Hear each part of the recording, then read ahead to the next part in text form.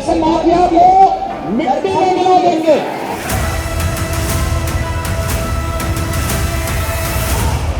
STF में एक ही तरह के लोग हैं। फेक इनकाउंटर करना पड़े, किसी को डराना धमकाना पड़े, झूठे मुकदमे लगाना पड़े और ऊपर से नीचे तक आप देख लीजिए सरकार को खुश करने वाले अधिकारी हैं। योगी आदित्यनाथ ने जब यूपी की सत्ता संभाली थी तभी उन्होंने माफियाओं को मिट्टी में मिलाने की शपथ ली थी। बड़े और खूंखार माफियाओं के मिट्टी में मिलने का सिलसिला लगातार जारी है। एक के बाद एक माफिया मिट्टी में मिलते रहे, जिनके गुनाहों की लिस्ट लंबी थी, लेकिन विपक्ष में बैठे अखिलेश यादव को नजर आई तो उनकी जाति और उनका मजहब। हाल ही में सुल्तानपुर कांड में हुए इनकाउंटर से पूरे यूपी में चर्चा का विषय बना हुआ है। इसकी वजह भी जान लीजिए। इस बार अनुज प्रताप सिंह का इनकाउंटर हुआ तो मंगेश यादव इनकाउंटर पर ठाकुरवाद का आरोप लगाने वाले बगले छाटने लगे। वैसे भी कहते हैं, जात ना पूछो साधु की, पूछ लीजो ज्ञान, मोल करो तलवार का, पड़ी रहने दो मयान। वैसे तो ये मुहावरा साधुओं और संतों के बारे में है, लेकिन अपराधियों पर भी पूरी तरह लागू होता है। अपराध देखो अपराधी का, मत देखो जात। लेकिन सियासत की आंच गर्म रखने के लिए ऐसे मुद्दे उठते रहते हैं। सुल्तानपुर लूट कांड में जब लुटेरे मंगेश यादव का इनकाउंटर हुआ तो सपा मुखिया अखिलेश यादव ने इसे जातिगत इनकाउंटर ठहराते हुए एसटीएफ का नाम ही स्पेशल ठाकुर फोर्स रख दिया।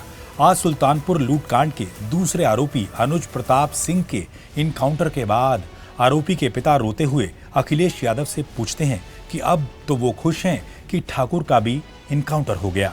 एसटीएफ में एक ही तरह के लोग हैं और उन लोगों को जानबूझ के रखा गया है, जिससे कि अगर कभी किसी को फेक इनकाउंटर करना पड़े, किसी को डराना धमकाना पड़े, झूठे मुकदमे लगाना पड़े, किसी से वसूली करनी पड़े, तो एक दूसरे को खुश करने के लिए ऐसे अधिकारी पोस्ट हैं और ऊपर से नीचे तक आप देख लीजिए सरकार को खुश करने वाले अधिकारी हैं। अनुज प्रताप सिंह मेरा लड़का था, उसका सूरत में सिर्फ एक ही केस था और बाकी सुल्तानपुर में नाम था। पुलिस ने उसको इनकाउंटर करके मृत्यु घोषित कर दिया। हम लोगों को कोई भी जानकारी है इस विषय में नहीं। अखिलेश यादव जी का इच्छा तो पूरी हो गई, कम से कम ठाकुरों का इनकाउंटर करके उनकी इच्छा की पूर्ति तो हो गई। ठाकुर का भी इनकाउंटर हो गया। इन सबके बीच में खड़े हैं राज्य के मुखिया और गोरक्षपीठ के महंत योगी आदित्यनाथ। वैसे तो एक योगी जब परिवार छोड़कर संन्यास अपनाता है तो वो सांसारिक जीवन से जुड़ी सारी पहचान समाप्त कर संन्यास में प्रवेश करता है। उसकी जाति, गोत्र जैसी चीजें गौण हो जाती हैं। लेकिन सियासत में आइडेंटिटी पॉलिटिक्स के गहरे मायने होते हैं।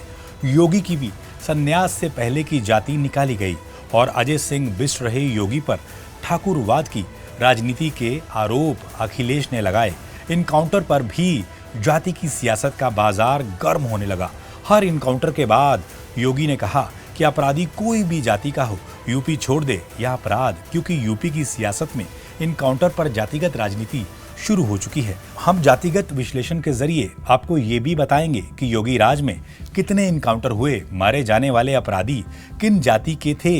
लेकिन इस आंकड़े को बताने से पहले साफ कर दें कि हम अपराधियों के जातिगत बंटवारे को ना तो सही मानते हैं, ना ही तर्कसंगत। रिपोर्ट्स के मुताबिक मार्च 2017 से अप्रैल 2023 तक योगी सरकार में हुए इनकाउंटर में मारे गए अपराधियों की संख्या 183 थी। इन 183 अपराधियों में 61 मुस्लिम, 18 ब्राह्मण, 16 ठाकुर, 15 जाट, 14 यादव, 13 दलित, 3 ट्राइबल, 2 सिख, 7 ओबीसी, 34 अन्य शामिल हैं। इन आंकड़ों का भी विश्लेषण करें तो साफ तौर पर आप देख सकते हैं कि इनकाउंटर में मारे गए ठाकुरों की संख्या यादवों से अधिक है। योगी राज में हुए इनकाउंटर में 16 ठाकुर अपराधी मारे गए, वहीं 14 यादव अपराधियों को पुलिस और एसटीएफ ने इस लोक से परलोक की यात्रा पर रवाना कर दिया। यूपी में माफियाओं पर हाथ डालने की हिमाकत आज तक कोई सरकार नहीं कर पाई। हर सरकार के पाले हुए कुछ चहेते माफिया हुआ करते थे। सरकार और माफियाओं पर कार्रवाई करती भी तो विपक्ष के खेमे वाले माफियाओं पर। लेकिन योगी जो पूर्वांचल की जमीन से राजनीति का ककहरा सीख कर आए थे, माफिया राज को अपने बचपन से देखते आ रहे हैं। मुख्तार अंसारी हो या अतीक अहमद, ये माफिया कई बार योगी के रास्ते में आए।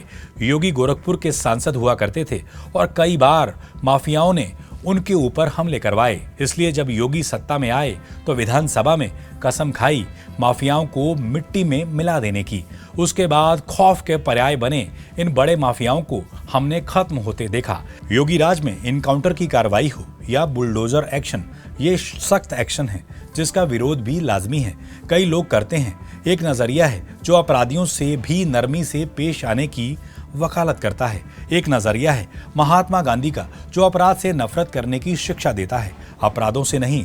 वहीं एक नजरिया है योगी आदित्यनाथ का, अपराधी के खात्मे के साथ अपराध को खत्म करने का। योगी अपराध या यूपी दोनों में से एक छोड़ने की चेतावनी देते हैं। इस बीच विपक्ष हिंसा बनाम अहिंसा की राजनीति नहीं कर रहा, बल्कि इसे जाति बनाम उस जाति के अपराधी की सियासी रोटियां सेक रहा है। अपराधियों की जातिगत पहचान को भुनाकर आखिर किसको फायदा होता है, इस बात पर बहस हो सकती है कि इनकाउंटर कल्चर कितना सही है या कितना गलत।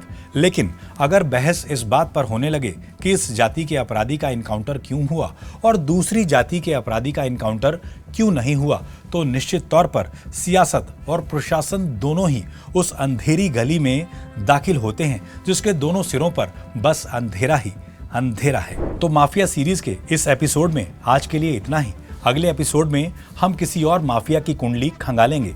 पिछले एपिसोड्स को आपने बहुत प्यार दिया है, लाखों दर्शकों ने कमेंट्स किए हैं और इसको लाइक और शेयर भी किया है। अगर ये एपिसोड आपको अच्छा लगे तो इसको लाइक और शेयर करना ना भूलें। बहुत बहुत शुक्रिया।